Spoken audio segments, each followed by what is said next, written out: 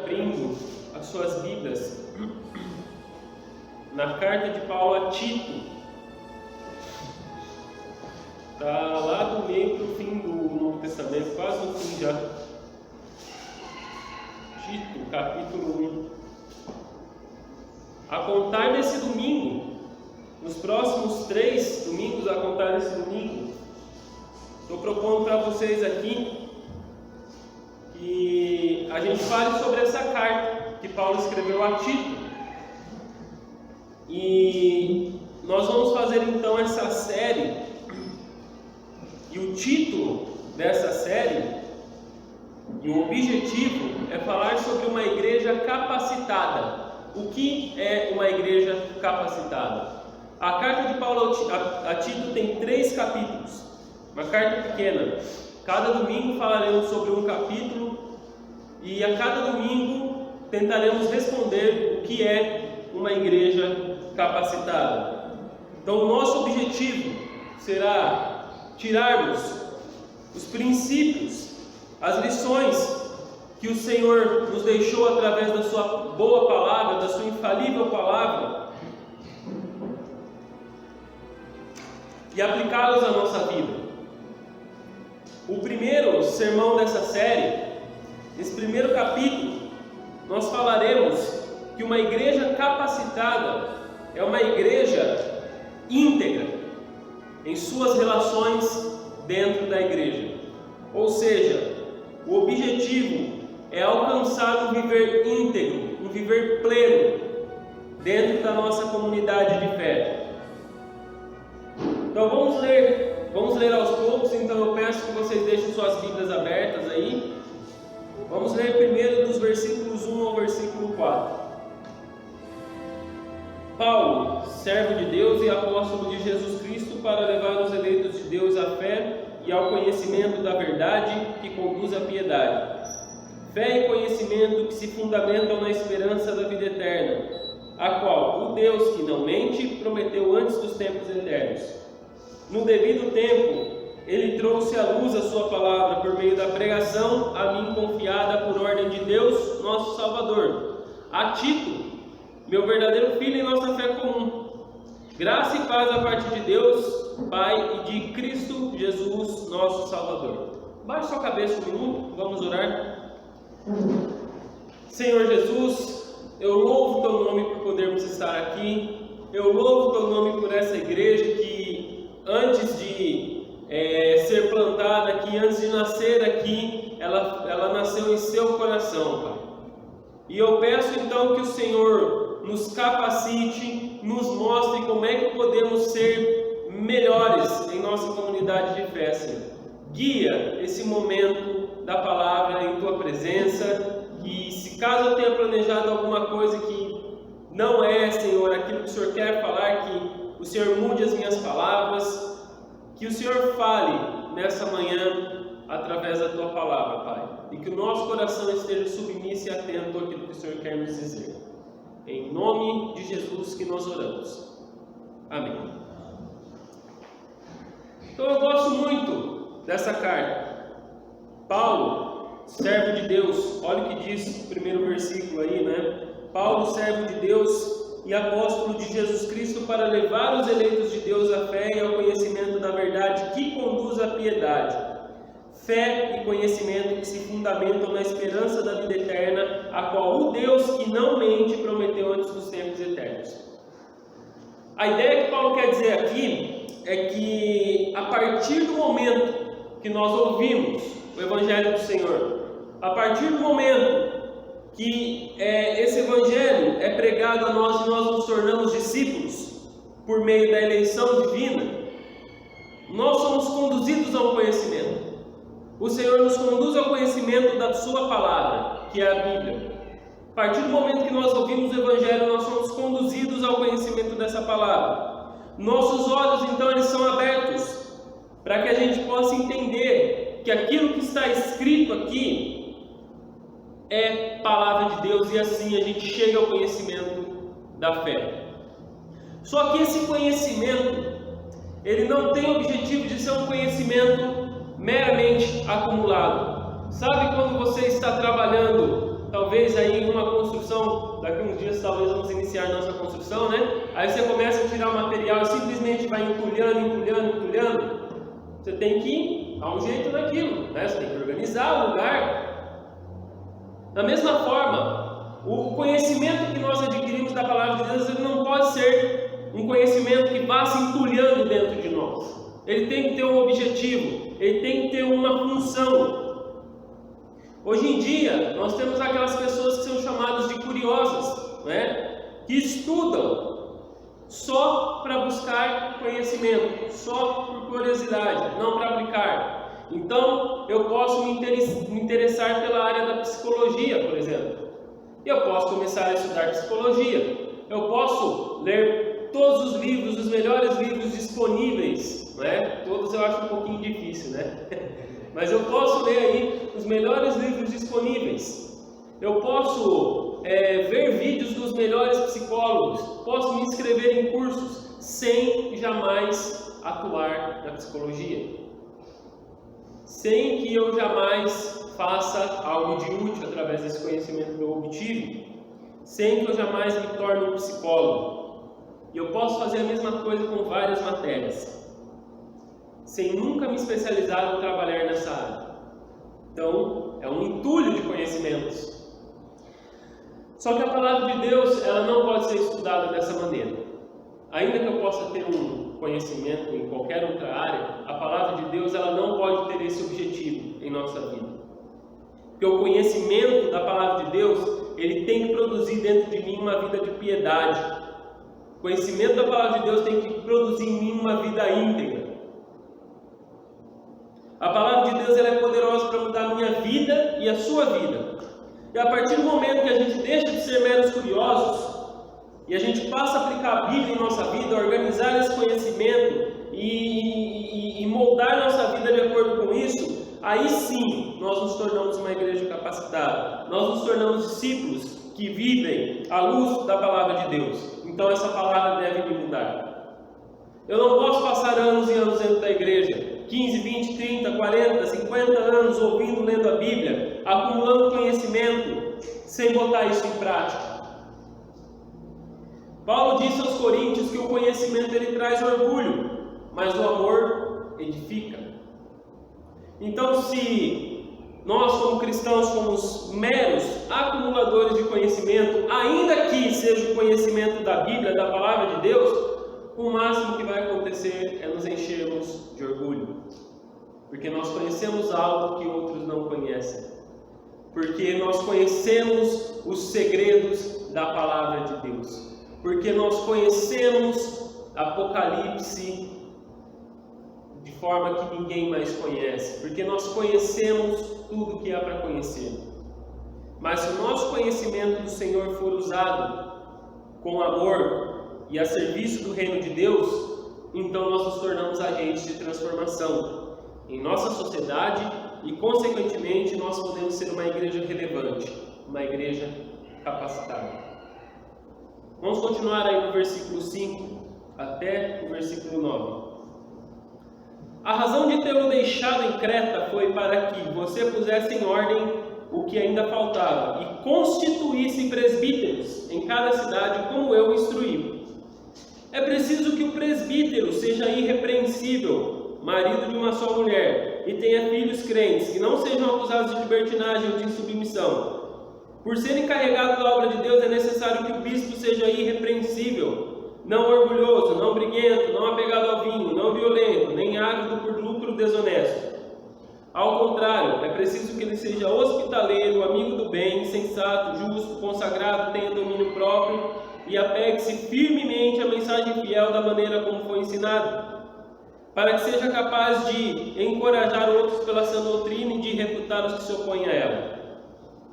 Então Paulo deixa a Tito a tarefa de capacitar pessoas para assumirem uma posição de liderança na igreja. Tito, então, era o pastor dessa igreja que estava em Creta. Essa era a forma que Paulo costumava trabalhar. Ele plantava uma igreja,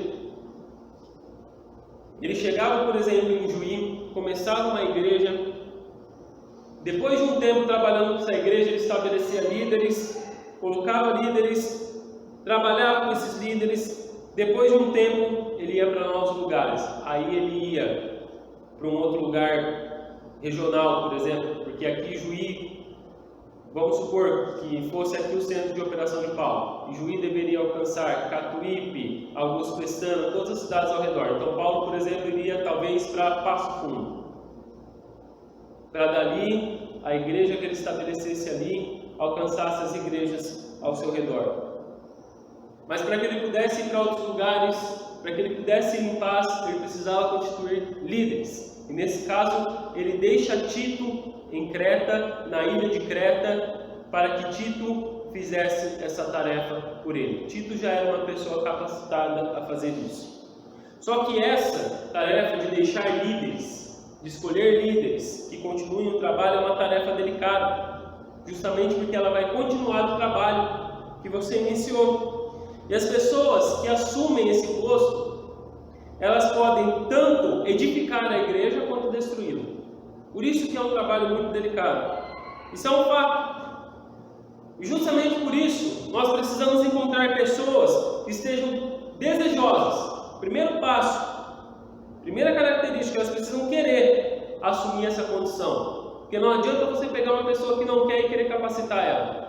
Então precisamos encontrar pessoas que querem, para podermos capacitar essa pessoa. Porque uma igreja capacitada é uma igreja que também capacita. É uma igreja que não encerra o conhecimento em si, mas que capacita pessoas para irem. E muitas vezes o que não faltam, apesar de o primeiro passo é a pessoa querer, muitas vezes o que não falta são pessoas que querem. São pessoas que desejam ser líderes, desejam assumir o posto de liderança, mas que não querem passar pelo processo de capacitação, mas que não querem ser preparadas, ser treinadas. Isso é um grande problema, porque não existe um só pastor que não seja pastoreado, não existe um líder que não tenha sido liderado. Que a nossa capacitação, ela se dá no momento que estamos frente a frente com alguém mais capacitado que nós, nos ensinando a palavra de Deus, nos aconselhando, nos corrigindo. Então Paulo pastoreou Tito, para que ele pudesse chegar em Creta, pastorear outras pessoas, e essas pessoas iriam pastorear outras pessoas, que iriam pastorear outras pessoas, e assim o Evangelho de Deus continuaria sendo pregado. Da mesma forma que as mensageiras do rei e os embaixadores, quase que eu falo, as embaixatrizes e os mensageiros, da mesma forma que as mensageiras do rei e os embaixadores têm essa ideia de capacitar pessoas para fazer o trabalho, para formar uma liderança. E por que eu estou falando isso para vocês? Porque eu creio que Deus quer capacitar cada um de vocês para a boa obra dele. Porque eu também creio que Deus pode levantar pastores nessa igreja. Pode ser que haja um missionário aqui. Pode ser que nesses bancos exista um missionário. Pode ser que haja alguém que vá plantar igrejas em alguma cidade do Rio Grande do Sul, onde ainda não há igrejas. E mesmo que muitos de vocês não tenham o dom de pastorear, mesmo que muitos de vocês não tenham o dom de liderar, ainda assim, dentro dos seus lares, vocês vão ensinar a palavra de Deus. Em algum momento, para alguém que vocês conhecem, vocês vão ensinar a palavra de Deus. Seja no lar, no trabalho, na faculdade. Então, nós precisamos capacitar essa igreja, para que vocês conheçam a palavra de Deus e transmitam esse conhecimento a outros. Deus quer levantar pessoas que estão nesse banco para servi-lo.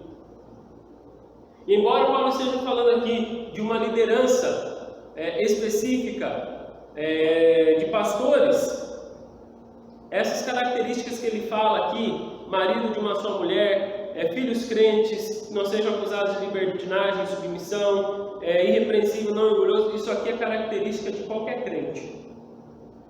Quer você tenha o dom de pastorear, de liderança ou não, isso aqui é uma característica de cada cristão. Sabe por quê? Porque quando a gente precisar de algum líder, quando a gente precisar de algum pastor, vamos dizer do pastor, né? Hoje a igreja está em processo de procura de pastor. E como é que a gente faz esse processo? A gente vai lá no Cine e bota um anúncio? Quem quiser ser pastor da Betel, venha ser pastor. Não, nós não fazemos isso, né? Nós procuramos pessoas que já passaram por esse processo de capacitação, pessoas específicas. O objetivo é que talvez daqui a alguns 10, 20 anos, talvez, quando o próximo pastor precisar sair, que se levante um pastor de dentro dessa igreja. Que se levante alguém que conheça a palavra de Deus e que seja capacitado para pastorear. Agora, como é que a gente sabe quais são as pessoas que Deus levanta? Paulo deixa essa lista cheia de características de um verdadeiro cristão. E aqui ele chama esses líderes de presbíteros, que é uma outra palavra para pastor. Como identificar aqueles que estão capacitados? A gente podia falar qualidade por qualidade, mas aí a gente tinha o dia inteiro. Então, eu quero falar de apenas 2 qualidades aqui que eu considero serem as mais importantes de um verdadeiro cristão e de alguém que Deus escolhe e levanta para ser líder, para liderar a sua igreja. Então, primeiro, Deus usa pessoas que sejam um exemplo no lar. Você pode procurar onde é que for, mas você jamais vai encontrar um líder perfeito. Não existem pessoas perfeitas. Em algum momento eu falharei com algumas pessoas e algumas pessoas falharão comigo. Talvez em algum momento eu falharei com vocês, talvez em algum momento vocês falharão comigo. Só que o ponto principal não é a perfeição, o ponto principal é a integridade. E a integridade ela começa aonde? Começa dentro do lar. Vocês lembram da palavra que eu falei semana passada? Devemos ser bons exemplos em nosso lar. Então, para Timóteo, Paulo é um pouco mais específico quando ele escreve para Timóteo. Ele diz que se alguém não cuida daqueles que estão dentro da sua própria casa, esse também não é capaz de cuidar da casa de Deus. Então, o líder que Deus levanta, ele deve ser íntegro em suas relações familiares, sendo marido de uma só mulher. Óbvio que um solteiro também pode ser levantado para ser um líder dentro da igreja. Também pode ser levantado para ser um pastor, para liderar. A ideia é que esse cara precisa ser um homem de uma só mulher. Talvez ainda não tenha uma mulher, mas no presente momento se guarda para uma só mulher. Não sai se oferecendo para qualquer uma. Uma vez que está casado, ele não troca essa mulher por nada. Ele serve, ele ama essa mulher, ele cuida dela e se sacrifica por ela. Não flerta com outras mulheres e não dá atenção que é devida somente à sua mulher, ele não dá essa atenção para qualquer outra. E ele não pensa em abandoná-la nas primeiras dificuldades, ele é fiel. Esse é o líder que Deus levanta para servir a sua igreja. Por que eu estou falando tudo isso? Porque a igreja é simbolizada por uma figura feminina. A igreja é o quê? Ela é a noiva de Cristo. Então, se o cara não tem cuidado da própria mulher, ele também não terá cuidado com a noiva de Cristo. Tim Chester, que é um comentarista da Bíblia, ele diz que se um cara é dominador dentro do lar, ele também será dominador dentro da igreja.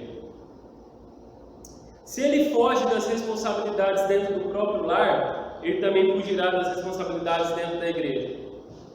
Então, para resumir, a forma como você se relaciona com sua esposa e seus filhos diz muito como você será se você assumir uma posição de liderança na igreja. Isso vale, obviamente, para as mulheres também. Para qualquer pessoa que assuma uma função dentro da igreja. Uma vez eu estava começando um discipulado com um dos juniores lá da brasileira, e eu perguntei para ele se ele tinha o costume de ler a Bíblia dentro da sua casa.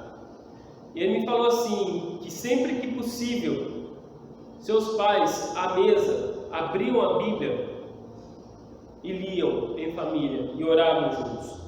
E eu fiquei muito contente, porque eu pensei, esse é um cara que tem capacidade para começar a liderar dentro da igreja. Isso reflete o modelo de pais cristãos, pais que se amam e que amam seus filhos.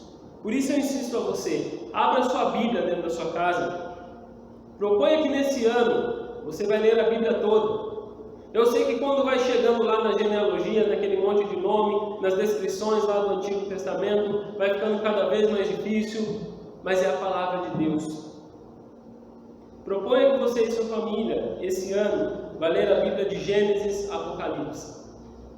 Não precisa de muito. Talvez se você dispor, a partir de hoje, de 5 capítulos por dia, apenas 5, isso dá aproximadamente 30 minutos. Talvez se pegar uns capítulos longos, 35, 40 minutos, para os jovens isso dá o tempo de uma série que a gente assiste.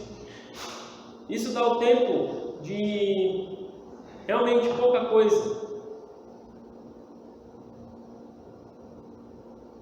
Cuide do teu lar, ame tua família, se sacrifique para levar a sua família à presença de Deus e faça o mesmo por essa igreja. Nós somos chamados a viver uma vida de renúncia. Nós precisamos de homens e de mulheres capacitados, que estejam dispostos a se entregar por essa igreja do Senhor, e cuidar dela. Nós precisamos de homens e mulheres que amem essa igreja, embora dentro dessa igreja ainda haja imperfeições. Que nós só seremos perfeitos quando estivermos na presença de Deus. Nós precisamos de homens e mulheres que, embora vejam pecados acontecendo dentro da igreja, eles não decidam se mudar para outra igreja. Eles decidam confrontar o que está acontecendo e mudar a própria igreja. Não abandonam o barco. Nós precisamos de gente fiel entre nós.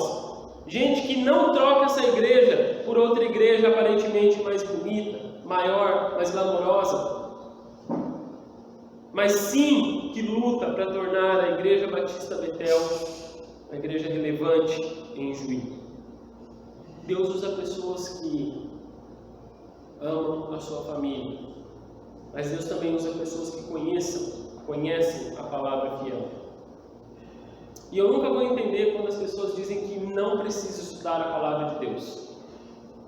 Você vai para a faculdade, você estuda português, matemática, biologia, química, física, psicologia, filosofia, direito, o que quer que seja. Você pode se interessar por política, falar o que for. A palavra de Deus a gente não pode se aprofundar no estudo. Já viu isso?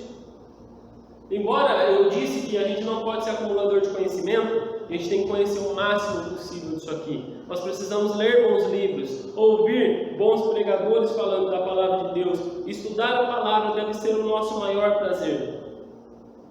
Mas hoje em dia não é só questão de estudar ou não a palavra de Deus. Porque hoje em dia existe um desprezo muito grande pela Bíblia, e muitas vezes por parte de alguns pastores e pregadores.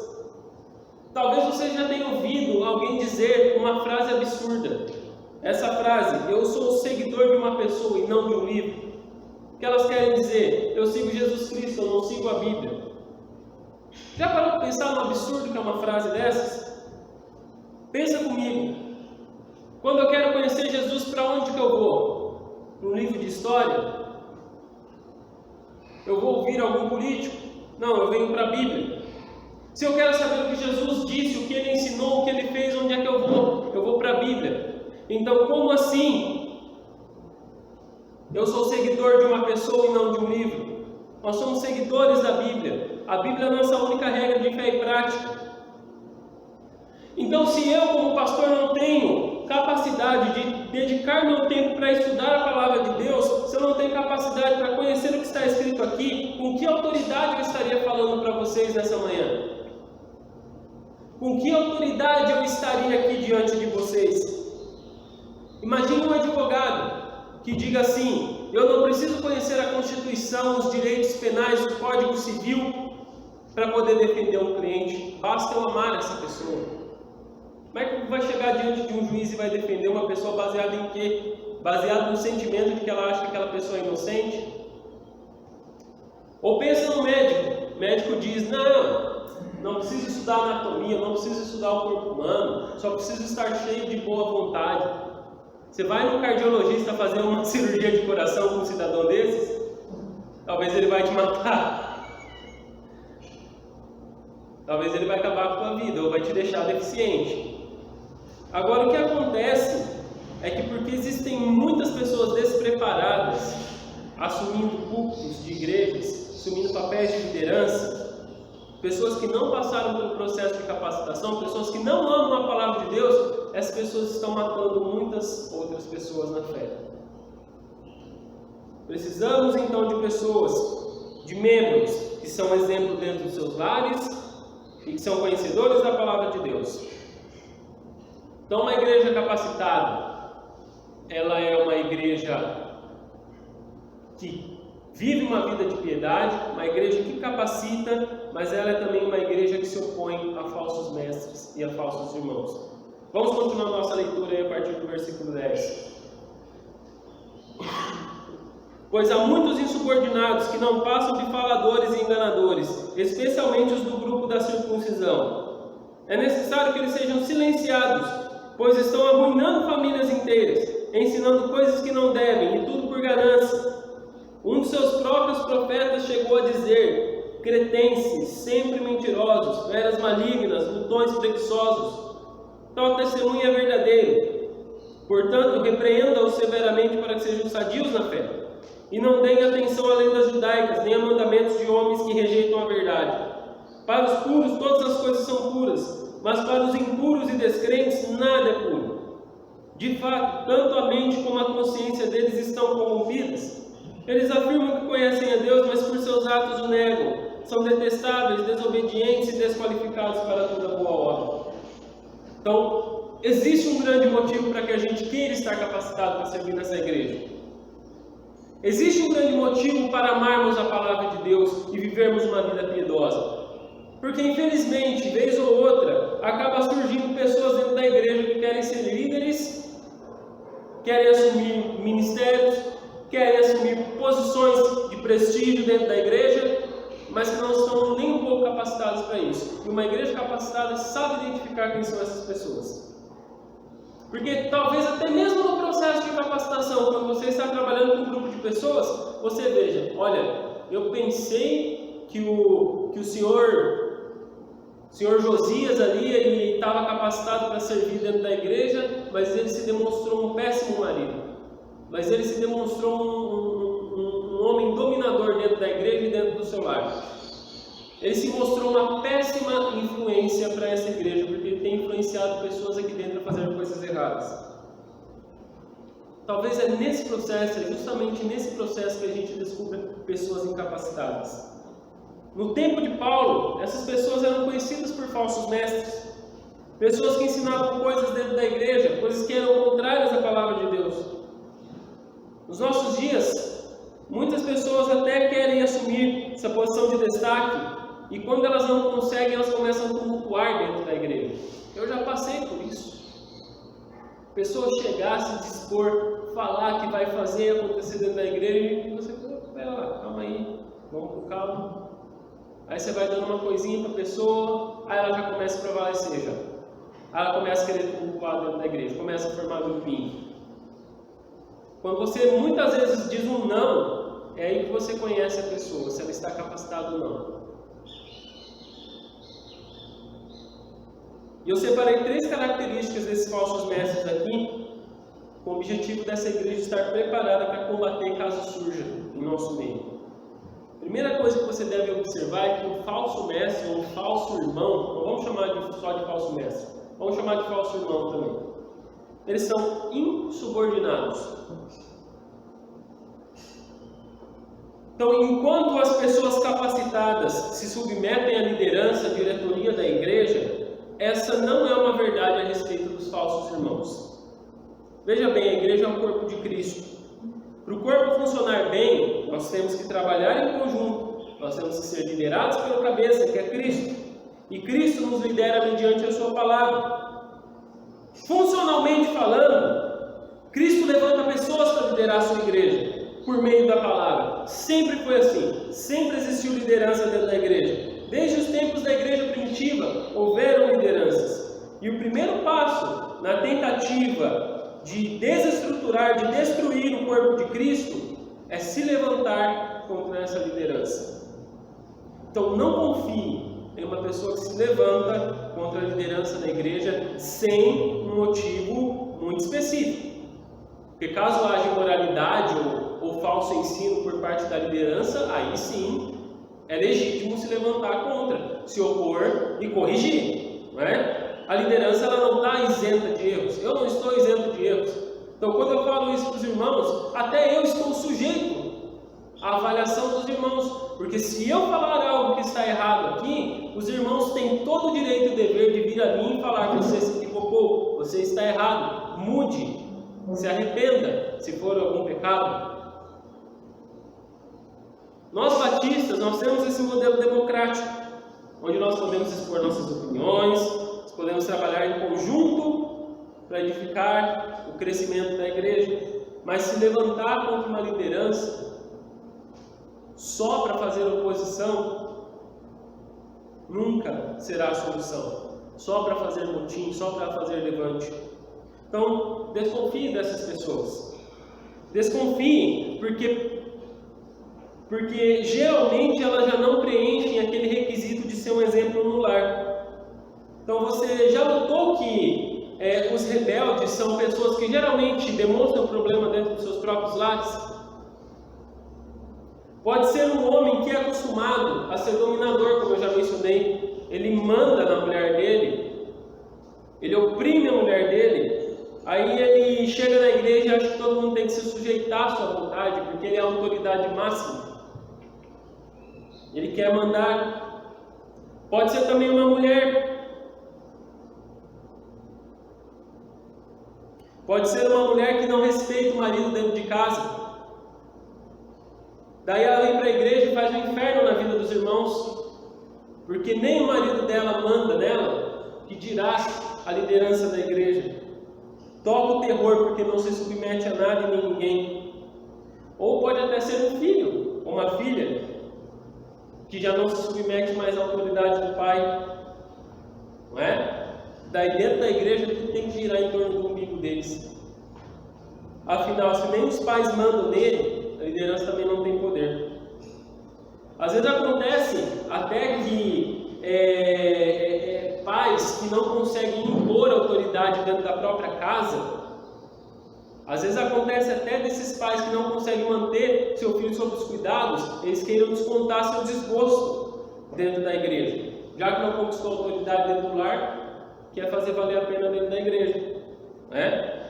Para resumir, os rebeldes eles não se adaptam ao bom andamento da igreja. De qualquer forma, a ideia é que, assim como você se comporta dentro do seu lar, provavelmente você se comportará dentro dessa igreja também.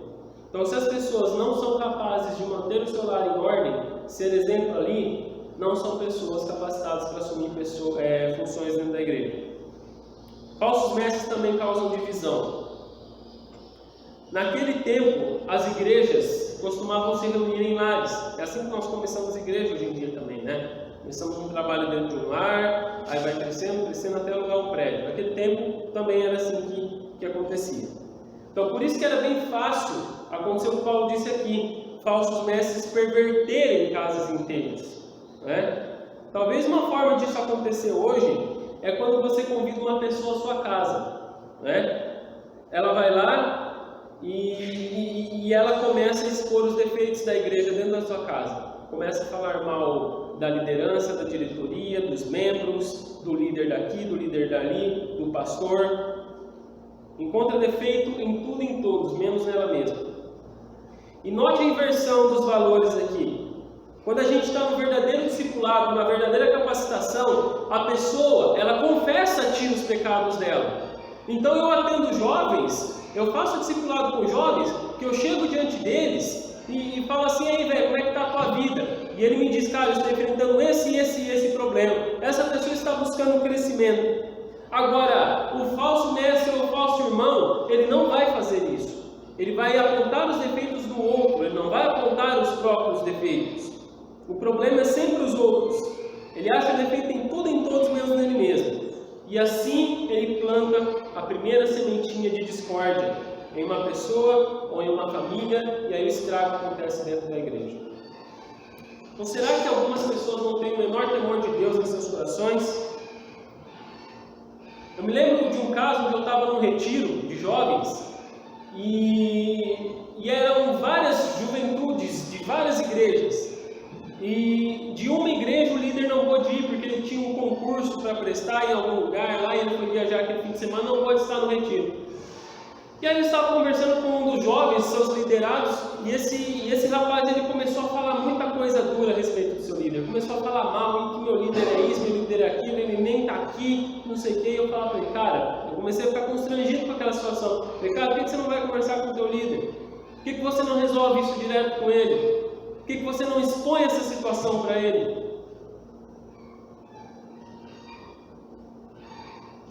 Eu já ouvi casos de pessoas realmente falarem mal de pastor. A questão, quando isso acontece, é: qual que é a nossa postura? Será que nós damos corda para esse tipo de conversa? Será que nós vamos concordar? E mais, será que a gente é tão ingênuo de pensar que quando uma pessoa chega falando mal de alguém para mim, ela não vai falar mal de mim também para outra pessoa? Ela chega falando mal do Ezequiel para mim, talvez ela vai chegar para Ezequiel e falar mal de mim também para Ezequiel. É assim que funciona. E se essas pessoas realmente estivessem preocupadas com o crescimento da igreja, elas iriam na fonte. E nós somos chamados para se entregar por essa igreja, que é liderada, será liderada por um futuro pastor, né? Que hoje está sendo liderado por mim. E nós precisamos repreender esse tipo de conversa. Nós não podemos deixar que essas discórdias se espalhem para a igreja. Nesse sentido, haja como você gostaria que agissem com você. Porque para falar mal da Betel e para falar mal de quem quer que seja que está aqui, já tem um monte de gente. Então nós, como membros, precisamos fazer diferente e edificar a igreja. E por fim, falsos mestres não vivem o Evangelho. Falsos irmãos e falsos mestres não vivem a vida da fé. Paulo diz aqui que eles afirmam conhecer a Deus, mas seus atos o negam. Lembram? Não podemos entulhar conhecimento da palavra de Deus, nós temos que viver isso. Os falsos irmãos já não cumprem esse requisito. Se as pessoas querem reinar na igreja, causar divisões, pode ter certeza que mais cedo ou mais tarde você vai descobrir que elas vivem só de aparências. Mas tem, infelizmente, dentro de igrejas, a hipocrisia. Como, por exemplo, meu outro ministério, não aqui em Juí, lá na minha cidade, eu tive que conviver com um cara que ele era um lixo de pessoa. Literalmente um lixo. Traía sua mulher, bebia, se embriagava, deixava sua mulher dormindo para ir sair com outra. Isso era constante. Chegou um tempo que ele começou a mexer com as meninas de dentro da igreja. Eu enlouqueci. Eu fui e falei um monte de coisa para ele. Só que quando você ia repreender ele, o que ele dizia? Ah, mas isso já é passado. Eu já não estou mais vivendo isso. Era tão passado que dali uma semana ele cometia os mesmos erros novamente. Só que infelizmente esse cara tinha um carisma muito grande. Ele conquistava todo mundo ao seu redor. E aí parecia que o errado era eu, não o cara que estava plantando com a esposa, né? Ele conseguia a admiração de muitas pessoas, mas sua vida pessoal era um verdadeiro lixo. Ele vivia no discurso da tolerância. E aí está mais um detalhe de falsos irmãos. Eles podem ser bem carismáticos, eles podem nos enganar. A linguagem que o Apocalipse apresenta, eles têm a aparência de cordeiro, mas falam como um dragão.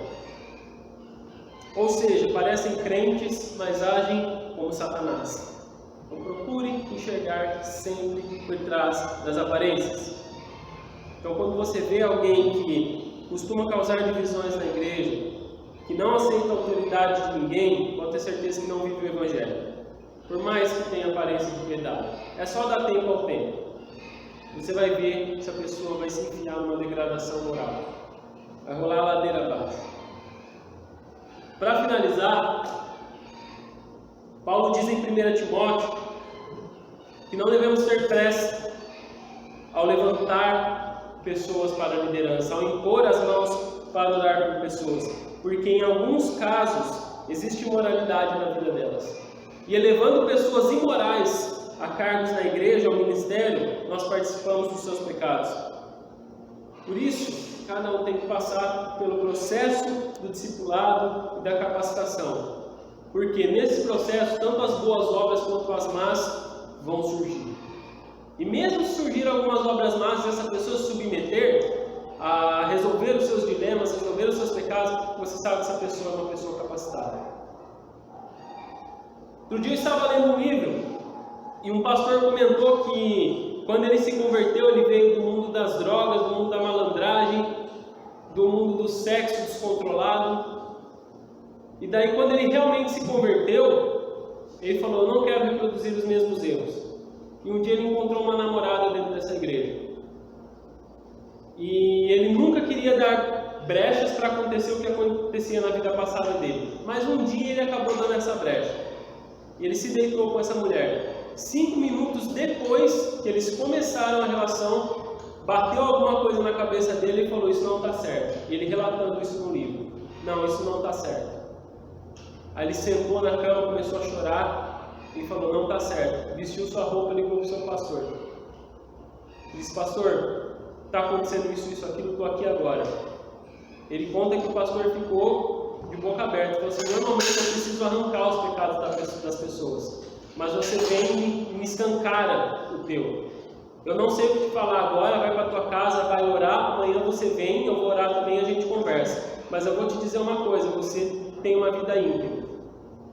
Você vai ser muito usado por Deus, porque você não esconde os seus pecados. Então, novamente, perfeição não é a questão, integridade é a questão.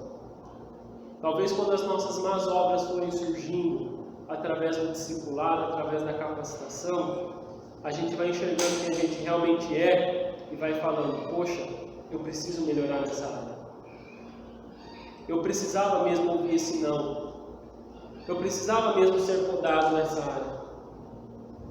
E hoje eu estou mais capacitado. Então, quando você está diante de alguém que Deus levanta, ela pode estar cheia de defeitos, mas ela se submete ao discipulado e aceita a correção. Quando você está diante de um falso irmão, quando suas obras se manifestarem, ele vai se revelar como um lobo em pele de cordeiro. Então, que a gente possa se submeter ao discipulado, para que essa igreja seja uma igreja relevante e capacitada para a cidade de Juda. Senhor Jesus, louvado seja o teu nome mais uma vez, porque o Senhor nos deixou a tua palavra, o Senhor nos auxilia. Somos como ouro bruto, Senhor. Muitas vezes somos como ouro bruto que precisa passar pelo fogo, ser refinado, para que as impurezas saiam e para que nossa luz possa realmente brilhar, Senhor. Para que o teu nome possa realmente ser glorificado em nossa vida. Então que o Senhor possa realmente moldar a nossa vida de acordo com a forma que o Senhor quer, Pai. Use essa igreja nesse processo, que nós possamos nos atentar uns para os outros e ajudarmos uns aos outros a serem capacitados, Senhor. Para a honra e glória do teu nome, Jesus. Capacita-nos, levanta-nos para sermos verdadeiros líderes segundo o teu coração, verdadeiros irmãos segundo o teu coração. Que a tua graça se manifeste em nosso meio, Deus. Em nome de Jesus. Amém.